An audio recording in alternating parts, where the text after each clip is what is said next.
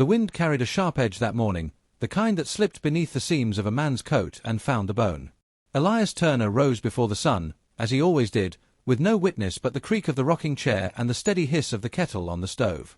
He had long since forgotten the count of winters he had lived through alone, though the ache in his joints told him each year more plainly than any calendar. His cabin stood at the edge of the valley, where the grass gave way to scattered pine and the land rolled down toward a river that sang only to itself. It was a quiet place, and that was how Elias preferred it. His days were carved into habits, the splitting of wood, the grinding of beans in the old mill his wife once turned with delicate hands, the slow tilting rhythm of the chair by the hearth. The valley had forgotten him, just as he had chosen to forget the valley. There were no letters, no callers. Only the fire, the tools, and the grave on the hill where he sometimes stood in silence, hat in hand, when the dusk pressed too heavy on his chest. That morning, with frost still silvering the grass, he noticed a dark shape near the boundary fence. At first, he thought it some animal come to die, for the crows circled low and restless above it. But as he drew near, the shape took form, a woman, collapsed in the dust, her skin weathered by trail and wind. Her braid lay loose, strands of black hair tangled against her cheek, and clutched to her breast was a faded shawl, patterned in the style of the Apache. Her lips were cracked, her chest shallow in its rise and fall. Elias stood over her for a long moment, torn by the old instinct to walk away. The land had taught him that strangers carried burdens best left untouched. Yet he could not. The frost was sharpening with each passing hour, and she would not live another night on the ground. With a groan that was part resignation, part pity, he stooped and lifted her. She weighed little, her bones sharp beneath her skin. Inside, he laid her on the rug before the fire. He covered her with a wool blanket and set a pan of water to warm. Through the long night, he watched her in silence, the fire throwing shadows across her still face. Each time she stirred, her hand tightened on the shawl, as though it were the last thread binding her to a vanished world. Elias dozed in his chair, rifle propped against his knee, his dreams troubled by the memory of another woman who had once lain beneath this roof, his wife, whose absence pressed heavier than any storm. At dawn, the woman's eyes opened. Dark, sharp, they searched the cabin before settling on him. She did not speak. She did not thank him. Her gaze was proud, wounded, unyielding. Elias felt the weight of it more than any words. He cleared his throat, reached for the coffee pot, and poured a steaming cup. The bitter scent filled the room. He placed it on the table within her reach but did not urge her. She turned her face away, though he saw the faint tremor in her hands. The morning light crept across the floorboards, illuminating dust motes that swirled like tiny ghosts in the air. Elias busied himself with his chores, mending a broken handle, feeding the fire. Each movement was deliberate, though his ears remained tuned to the faint rustle of the blanket behind him. She ate nothing, said nothing, only watched, her eyes following him with the wary silence of a cornered animal. Elias spoke once, his voice rough from disuse. "You'll not make it far in this frost."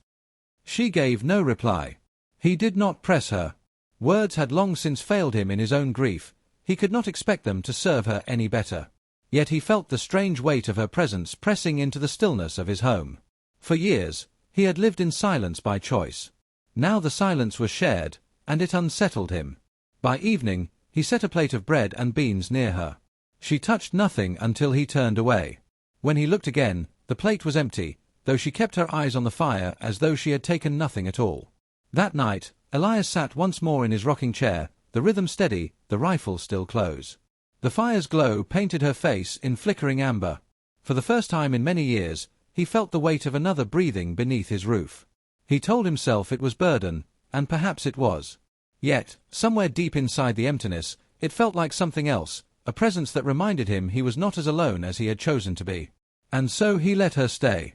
The days lengthened into a rhythm neither had chosen, yet both endured. The woman no longer lay weak on the rug but moved with measured steps about the cabin, quiet as a shadow. She tidied small things without being asked, stacking kindling by the hearth, setting tools back in their place, smoothing the blanket that had covered her that first night. Elias watched her with the same caution he gave to wild animals at the tree line, aware she could vanish without a word, leaving behind only the faint impression of her presence. It was on the third morning he learned her name. He had set the water gourd by the stove, its side cracked from long use, when she lifted it in her hands, frowning at the split. Her voice, when it came, was soft but edged with something unyielding. "Anika." She did not look at him when she spoke, only drew strips of rawhide from her bundle and began binding the gourd with practiced fingers. Elias said nothing at first, then, after a long pause, gave her his own name in return. She did not nod, nor smile. But she did not leave the gourd broken. Her braid stayed tight, bound as if she feared it might come undone with the weight of memory.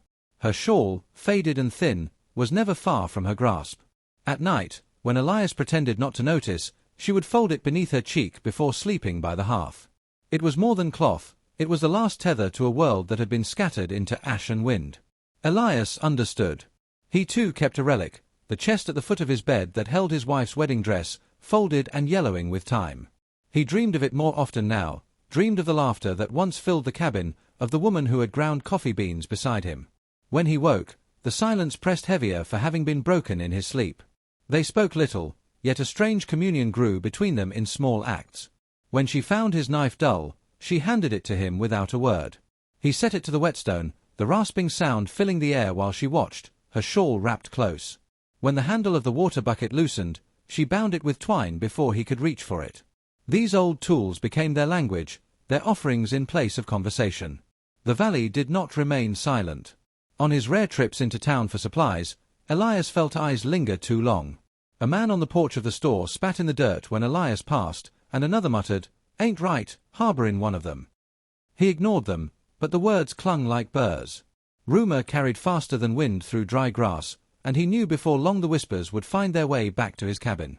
That night, as he sat in the rocking chair, he felt the weight of their suspicion pressing against the very walls. He watched Anika tend the fire, her profile etched in gold and shadow. In her stillness he saw his own exile mirrored back at him. She had lost her kin to death and scattering, just as he had lost his wife to the grave on the hill. Neither of them belonged to the world beyond these walls. Perhaps that was why fate had placed them beneath the same roof. Once, as she passed him, he caught the faint scent of smoke woven into her shawl, as though the fire of her people still clung to the fabric. It stirred something in him that was not pity but recognition, a sense that grief was not his alone to bear. She carried hers with the same quiet endurance, and in that silence lay a bond deeper than words. The night stretched long. The hiss of logs collapsing into embers filled the cabin, and the sigh of the wind pressed against the shutters.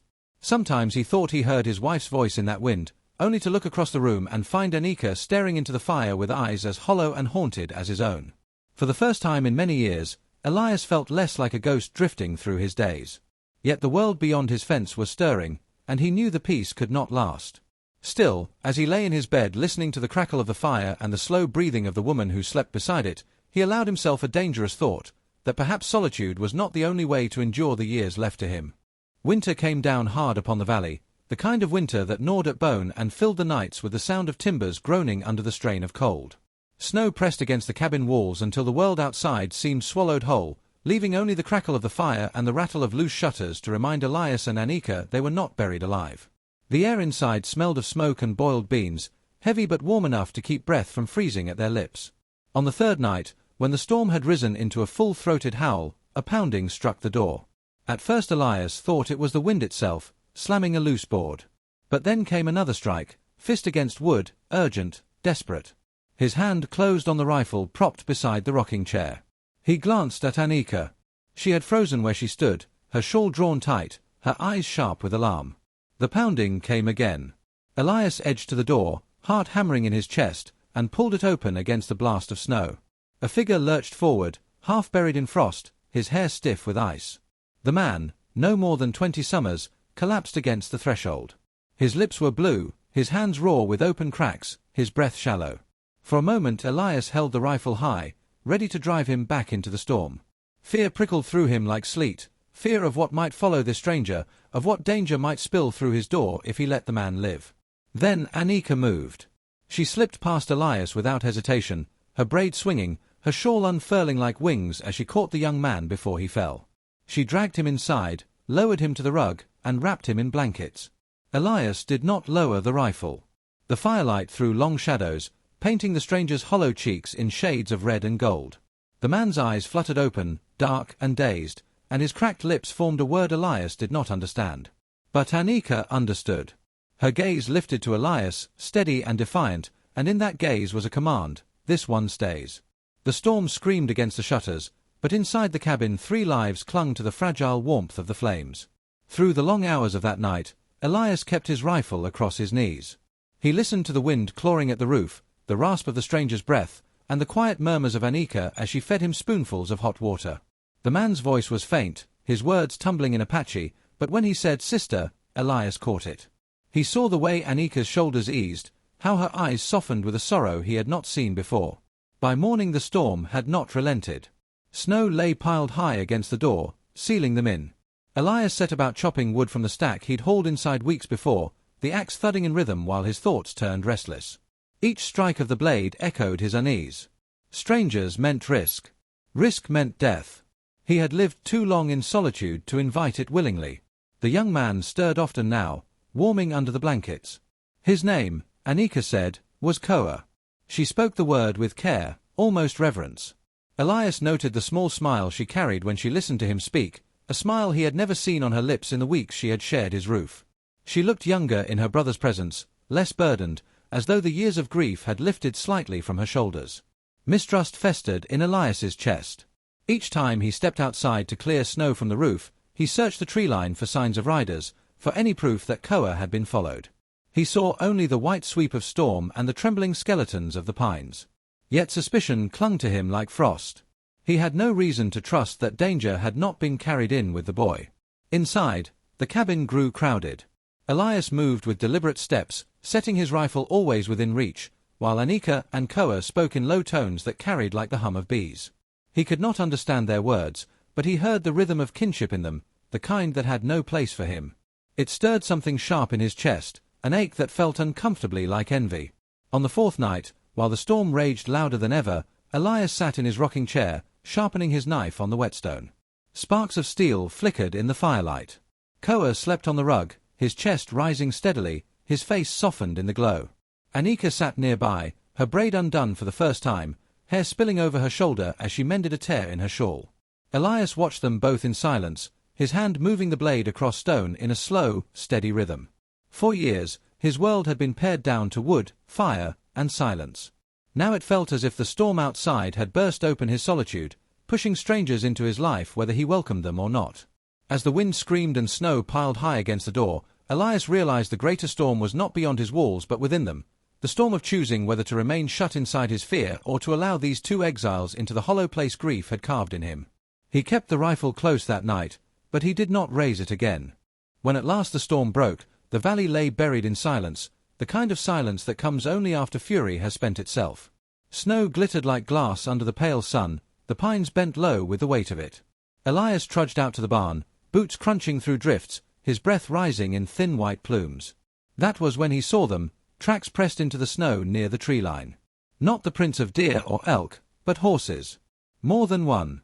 The hoof marks cut sharp into the crust, then vanished where the wood swallowed them. Whoever had come had not lingered, only watched.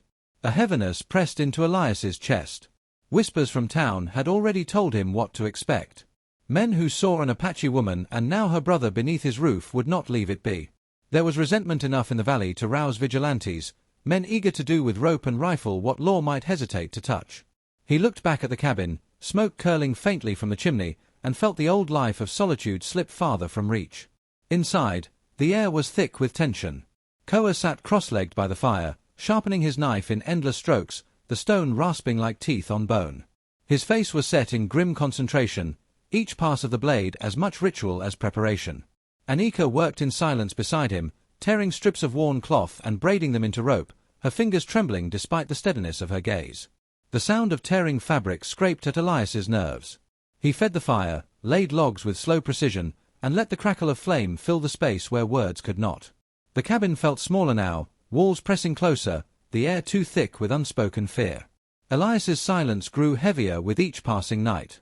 He sat in the rocking chair, its creak steady, while Koa's knife whispered against stone and Anika's rope lengthened in her lap. They lived beneath the same roof, yet it felt as if each carried a storm within, waiting for the first spark to ignite it. It was on one such night, the snow outside glowing faintly beneath the moon, that Anika's voice broke the silence. She had set aside her rope, her shawl drawn tightly about her shoulders. "They came at dawn," she said, the words low, uneven. "Soldiers. With rifles. My mother was cooking.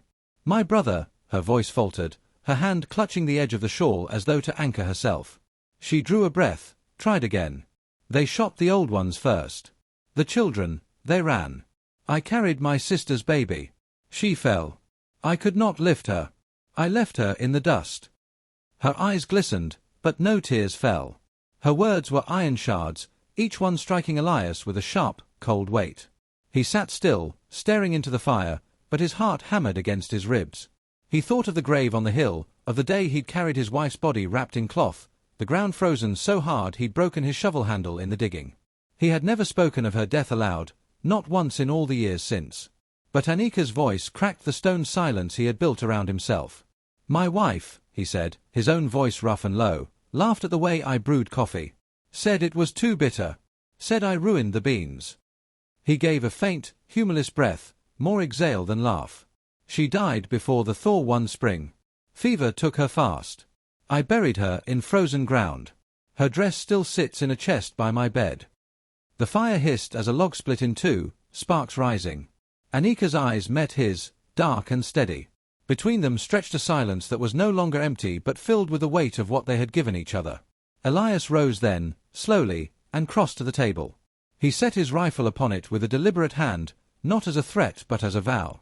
The wood clunked softly against the boards, final and heavy. He did not look at Koa, though he felt the young man's eyes on him. He looked only at Anika. "If they come," he said, his voice steady as stone, "they'll come through me first."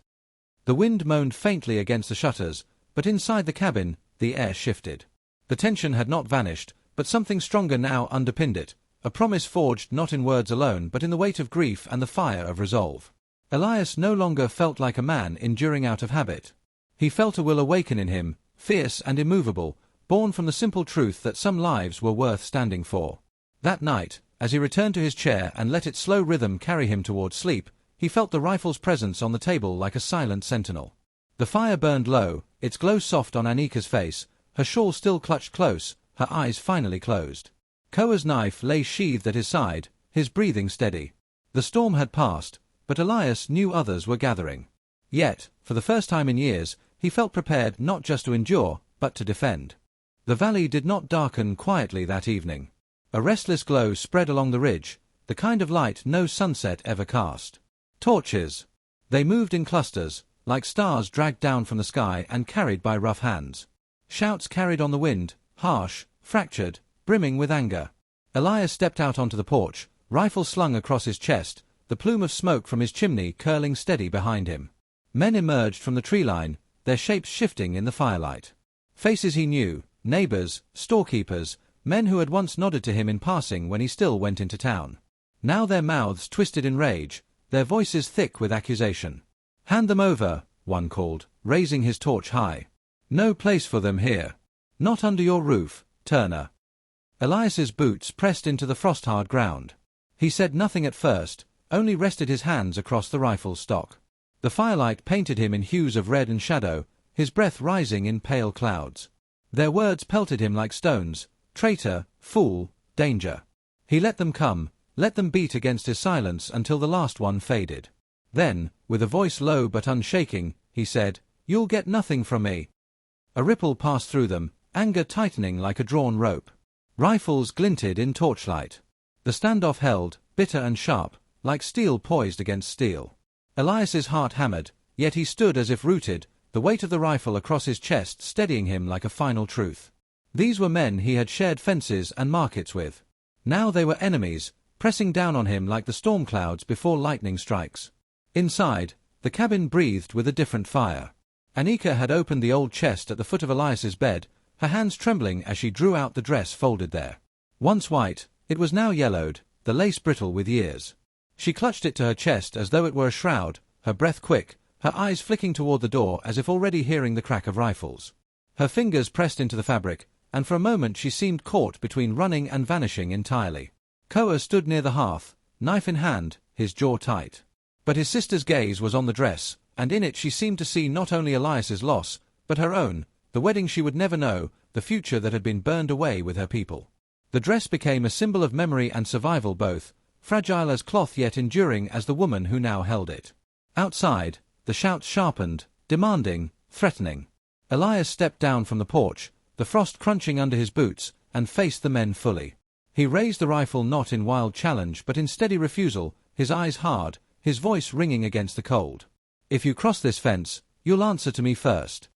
For a long moment, the fire between the two sides burned hotter than any torch. Then came a scuffle, a fist swung in anger, a rifle but striking wood. Elias moved like the man he once had been, his knuckles splitting against a neighbor's jaw, the fight close and bitter. Blood streaked his hand, but he did not falter.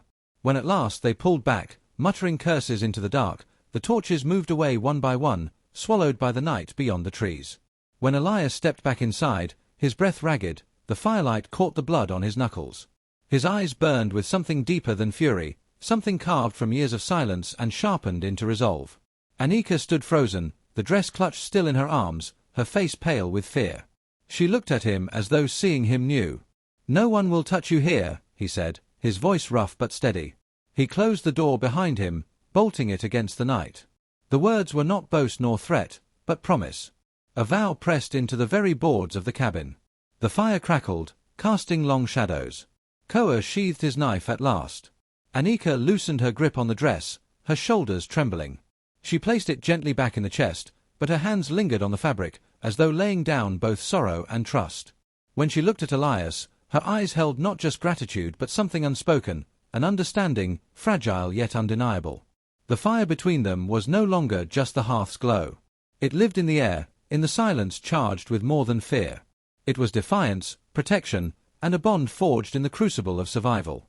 Where once Elias had thought himself fated to solitude, he now felt the presence of another life beside his own, bound to him not by words, but by the shared resolve to endure. In that quiet, heavy moment, something had shifted. Not only for him, but for her. They were no longer strangers pressed together by circumstance. They were two souls, scarred and hollowed by loss, who had found in each other a fire stronger than the darkness pressing in. The night beyond the cabin was filled with torches retreating into distance, but inside, the only fire that remained was the one they now shared. At dawn, the valley lay in a silence so deep it felt almost reverent. The smoke of torches had thinned to nothing, and the voices that had rattled the night were gone. Only the brittle hush of frost remained, broken now and again by a crow lifting its wings from a fence post. Elias stood in the doorway, rifle cradled in his arms, eyes sweeping the tree line where shadows lingered. Nothing moved. The vigilantes had retreated, not because he had struck them down, but because he had not bent. Still, he knew what that meant. The men would not forget. Their anger would settle like coals under ash, waiting for a day to burn again. His place among them was finished. The ties that once tethered him to town, thin as they had become, were now cut for good. Inside, Anika and Koa stirred from uneasy sleep, the embers of the fire low. Elias moved quietly, gathering what little he owned that could travel. Dried beans and salt pork, tools, blankets rolled tight with rope. He set aside flour and coffee, then filled a water skin, the motions practiced, steady. The rocking chair by the hearth creaked when his hand brushed it, as though the ghost of his wife might still sit there. He lingered a moment, the ache sharp and familiar, then turned away. By mid-morning, the horses were saddled. Breath steamed from their nostrils in the cold air, tails flicking as Elias checked the straps. Anika stood nearby, wrapped in Elias's old coat, her face pale but resolute. Koa carried his knife at his belt, eyes searching the horizon as if daring the world to follow. They mounted in silence, and with a tug of the reins, the cabin behind them shrank into the valley's shadows. The land opened before them, endless and waiting. Snow dripped from pine branches, heavy with thaw. Rivers stirred from their frozen sleep, thin trickles at first, then a breaking of ice into running water. The air tasted different, not free, not yet, but loosening, like a knot slowly untied. The trail bent upward toward the ridges, each step carrying them farther from the world that had condemned them. Nights were harder. The cold seeped through blankets, the fire never quite enough, yet they found warmth in presence. Around the flames, Elias caught the small sounds he had not heard in years, quiet laughter when Koa told a story, the rhythm of another's breathing close by. Their talk wandered, not into grief's dark chambers, but into survival. They spoke of rivers they had crossed, of meals made from little, of narrow escapes that had carried them here. Each word was a stone laid on a path out of sorrow. One evening, as sparks rose into the dark, Anika sat with her hands in her lap, silent for a long while. Then, slowly, she lifted her braids and began to unweave them. The strands fell loose around her shoulders, black hair glinting in the firelight. It was not for vanity. It was release, of fear, of restraint, of the weight that had bound her. Elias watched without speaking, his chest tight. It struck him that trust could take many forms, but none so simple and fierce as that quiet gesture. He remembered his wife's laughter, the way it had filled the cabin once. He remembered too the silence after she was gone, a silence that had carved him hollow. And now, across the fire, a new sound, a new sight, the life of another who had survived her own ending and still dared to let her hair fall free. His heart was heavy, but alive in a way he thought had been buried with her. The trail stretched on, winding through passes and valleys where wind carried the scent of pine. They rode in a line, three souls once abandoned, but not by each other. Every mile marked a choice, not to yield, not to disappear, but to bind themselves together against the wide indifference of the world. When Elias looked back, the cabin was gone from sight. The rocking chair, the old dress, the ghosts he had carried, all left behind, yet not discarded. They lived now as memory, as proof of who he had been and who he had lost. What he carried forward instead was different, the weight of a promise, the fragile hope of belonging, the fire that had refused to die. On the trail, the silence was no longer hollow. It was filled with the rhythm of hooves, the murmur of voices, the quiet trust that comes when people choose each other despite everything. Elias had thought healing meant forgetting. But as he rode beside Anika and Koa, he learned it was something else entirely, not erasing the past, but reshaping it into strength, dignity, and kinship. The world had turned its back on them. Together, they turned their backs on the world, and rode on into the mountains.